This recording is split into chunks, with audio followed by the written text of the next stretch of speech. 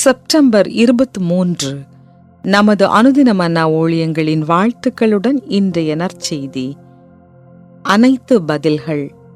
இன்றைய வேத வாசிப்பு யோவான் எழுதின சுவிசேஷம் 14ஆம் அதிகாரம் வசனங்கள் 15 முதல் 26 வரை.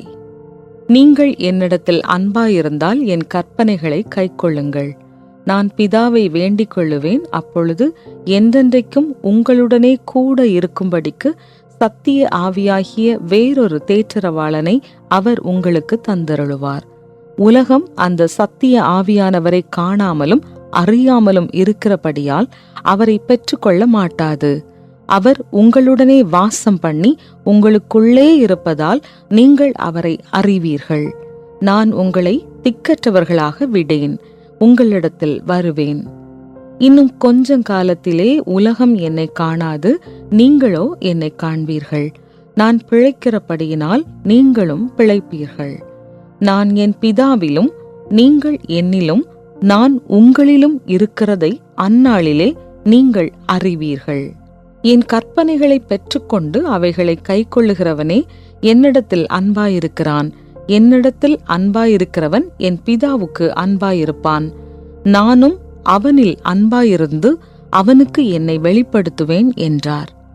ஸ்காரியோத் அல்லாத யூதா என்பவன் அவரை நோக்கி, ஆண்டவரே, நீர் உலகத்துக்கு உம்மை வெளிப்படுத்தாமல் எங்களுக்கு உம்மை வெளிப்படுத்தப் போகிற காரணம் என்ன என்றான். இயேசு அவனுக்கு பிரதியுத்தரமாக, ஒருவன் என்னில் அன்பாயிருந்தால் அவன் என் வசனத்தை கைக்கொள்ளுவான். அவனில் என் பிதா அன்பாயிருப்பார்.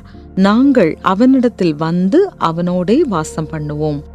என்னில் அன்பாயிராதவன் என் வசனங்களை கைக்கொள்ள மாட்டான். நீங்கள் கேட்கிற வசனம் என்னுடையதாயிராமல் என்னை அனுப்பின பிதாவினுடையதாய் இருக்கிறது. நான் உங்களுடனே தங்கியிருக்கையில் இவைகளை உங்களுக்கு சொன்னேன். என் நாமத்தினாலே பிதா அனுப்ப போகிற பரிசுத்த ஆவியாகிய தேற்றரவாளனே எல்லாவற்றையும் உங்களுக்கு போதித்து நான் உங்களுக்கு சொன்ன எல்லாவற்றையும் உங்களுக்கு நினைப்பூட்டுவார். குறிப்பு வசனம்: என் நாமத்தினாலே பிதா அனுப்ப போகிற பரிசுத்த ஆவியாகிய தேற்றரவாளனே எல்லாவற்றையும் உங்களுக்கு போதித்து. யோவான் 14:26. டேல் இயர்ன்ஹார்ட் ஜூனியர் தனது தந்தை இறந்துவிட்டார் என்பதை புரிந்து கொண்ட மோசமான தருணத்தை விவரிக்கிறார். மோட்டார் பந்தய ஜாம்பவான் டேல் எர்ன்ஹார்ட் சீனியர் டேட்டோனா 500 என்ற மோட்டார் பந்தயத்தின் முடிவில் ஒரு பயங்கரமான விபத்தில் கொல்லப்பட்டார். அவரது மகனான டேல் எர்ன்ஹார்ட் ஜூனியரும் தந்தை பங்கு கொண்ட அந்த பந்தயத்தில் பங்கு பெற்றிருந்தார். என்னால் மீண்டும் அதை சாதிக்க முடியாது என்ற சத்தம் மகன் எர்ன்ஹார்ட்டிடமிருந்து வந்தது. இது அதிர்ச்சி, துக்கம் மற்றும் பயத்தின் நேரம். ஆனால் அதற்கு பின்னர், இனி இதை நான் தனித்து மேற்கொள்ளப் போகிறேன் என்பதே நிதர்சனமான உண்மை என்று கூறுகிறார். அப்பா கூட இருப்பது என்பது நினைவுபடுத்துவதற்காக கூட எடுத்துச் செல்லும் குறிப்பை கையில் வைத்திருப்பது போன்றது. அப்பா கூட இருப்பது என்பது அனைத்து கேள்விகளுக்கும் பதில் தெரிந்திருப்பது போன்று என்று எர்ன்ஹார்ட் ஜூனியர் உருவகப்படுத்துகிறார். இயேசுவின் சீஷர்கள் அனைத்து கேள்விகளுக்கும் பதிலை பெற்றுக்கொள்ள இயேசுவை பார்த்தனர். இயேசுவின் சிலுவை மரணத்திற்கு முன்தினம் சீஷர்களை தான் திக்கற்றவர்களாக தனியே விடுவதில்லை என்று இயேசு அவர்களுக்கு வாக்களிக்கிறார். நான் பிதாவை வேண்டிக் கொள்ளுவேன், அப்பொழுது என்றென்றைக்கும் உங்களுடனே கூட இருக்கும்படிக்கு சத்திய ஆவியாகிய வேறொரு தேற்றரவாளனை அவர் உங்களுக்கு தந்தருளுவார் என்று வாக்களிக்கிறார்.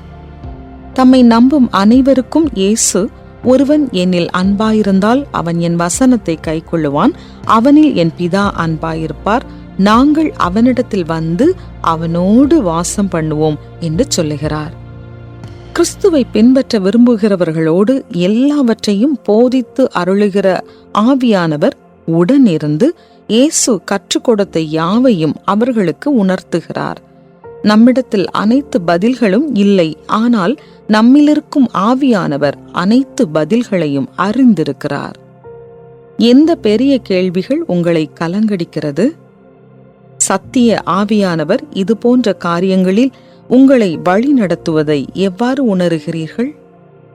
பரலோக பிதாவே, எனக்கு தேவையான பதில்களுக்காய் உம்மை நாட எனக்கு உதவி செய்யும். உம்மை முற்றிலுமாய் நம்புவதற்கும் உம்மில் இளைப்பாறுதல் அடைவதற்கும் எனக்கு உதவி செய்யும். ஆமென்.